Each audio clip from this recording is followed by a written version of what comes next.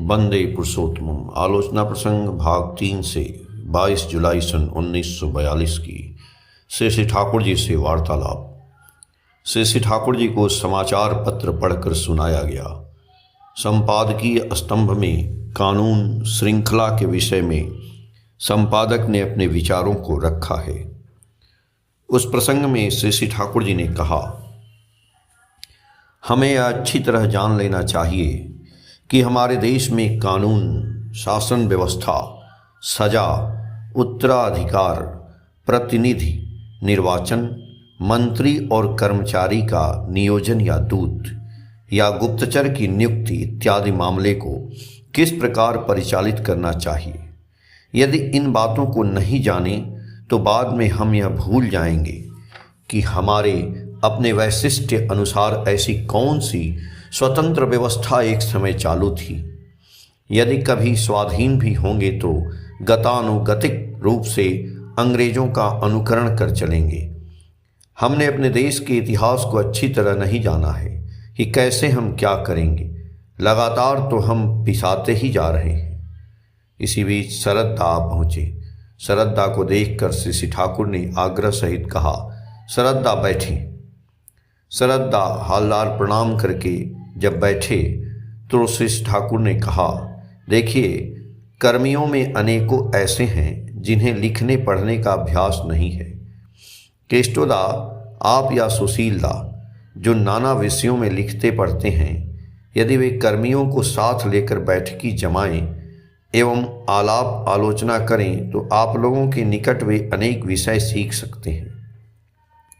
यदि आप स्वयं विज्ञान सीख लें, साइंस सीख लें तो अच्छा ही होगा।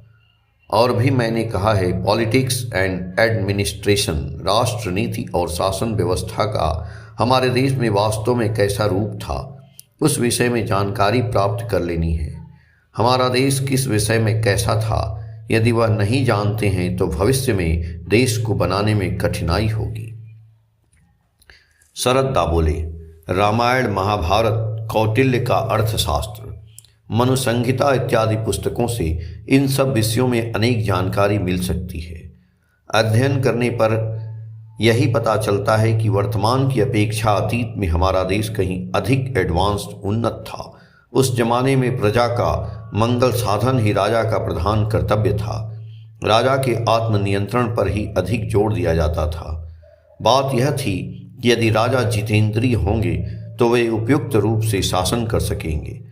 सभी की यही धारणा थी कि राजा के धर्म भ्रष्ट होने से राज्य, ऐश्वर्य सब नष्ट हो सकते हैं। राजधर्म की खास प्रधानता थी क्योंकि राजधर्म के द्वारा सभी प्रोटेक्टेड, रक्षित रहते थे।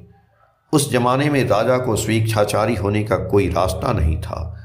उन्हें समाज और धर्म का अनुशासन मानकर चलना पड़ता था। राजा की मंत्रिसभा में सभी वर्ण के लोग रहते थे। मंत्रिसभा के साथ बैठकर राजा जो भी सिद्धांत पर पहुंचते थे उसके विषय में प्रजाओं को बताया जाता था तथा उनसे मत लिया जाता था। खास क्षेत्र में ऐसी बात का भी पता चलता है कि प्रजाओं के द्वारा ही राजा को मनोनीत किया जाता था। पहले ऋषिगण ही देश का विधान बनाते थे।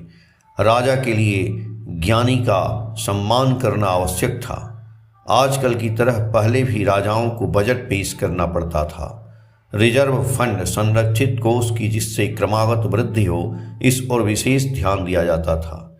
सैन्य बल वृद्धि के ऊपर भी यथायथ दृष्टि रखी जाती थी।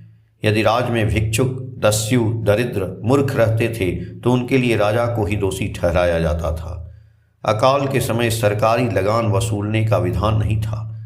लगान वसूलने के समय यह विशेष कर ध्यान दिया जाता था कि प्रजागण जिससे पीड़ित न हों।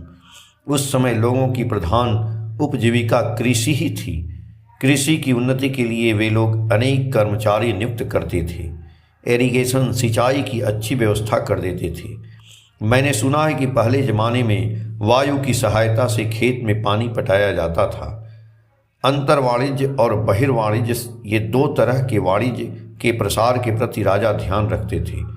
वे शिल्प का भी खास समादर करते थे एवं जो उपयुक्त होते थे उन्हें नाना भाव से पुरस्कृत भी करते थे। जन स्वास्थ्य पर भी उनका पूरा ख्याल रहता था। हर व्यक्ति विशिष्ट सदाचार पालन करते हुए चलें एवं वर्णाश्रम में किसी तरह की गड़बड़ी न हो, इस ओर कड़ी नज़र रहती थी। मैंने विभिन्न जगहों में जो कुछ पढ़ा है उन बातों के कुछ अंशों को सिलसिलेवार से कुछ कह नहीं पाया, किंतु वास्तविक में ये सब चीज़ें खूब अच्छी थी। श्री ठाकुर जी बोले, हमारे देश की प्रधान बात थी अच्छे मनुष्य की आमदनी करना एवं उनके वैशिष्ट अनुसार उनके उत्कर्ष की व्यवस्था करना। आप लोग परिश्रम कर वैसी नींव पुनः डाल कर जाएं। सुर में गाते हुए, मौन रे तुमी कृषि का जानो ना, एमन मानव जमीन रॉयलो पतित, आवाज कोरले फॉल तो सोना। अर्थात हे मन, कृषि किसे कहते यह तुम नहीं जानते हो। मानव रूपी जमीन को तुमने यूं ही परती छोड़ दी। यदि इसे आबाद करते तो देश में सोना फलता। थोड़ी देर के बाद हंसते हुए बोले, आज चाणक्य जैसे व्यक्ति की जरूरत है, शिवाजी जैसे व्यक्ति की जरूरत है। खूब धुरंधर व्यक्ति न हो तो इस बाजार में काम नहीं चलेगा। शैतानों पर शैतानी करते हुए उनके द्वारा ही परम पिता का काम बना लेना है, तक्षक की तरह बनना है। मैं भी नितांत कम शैतानी नहीं जानता हूँ। यदि मुझे लोग मिल जाएं तो मैं सब कुछ नस्तनाबूद कर सकता हूँ, किंतु सारी बातों के विषय में आलोचना करना अच्छा नहीं। आलोचना करने पर अनेकों उसका अर्थ कुछ और लगा लेते हैं। जो भी कहें, इष्ट प्राण चतुर व्यक्तियों की खूब अधिक आवश्यकता है। थोड़ी देर में उनके चेहरे पर नाना भंगिमा में एक बिजली कौंध गई।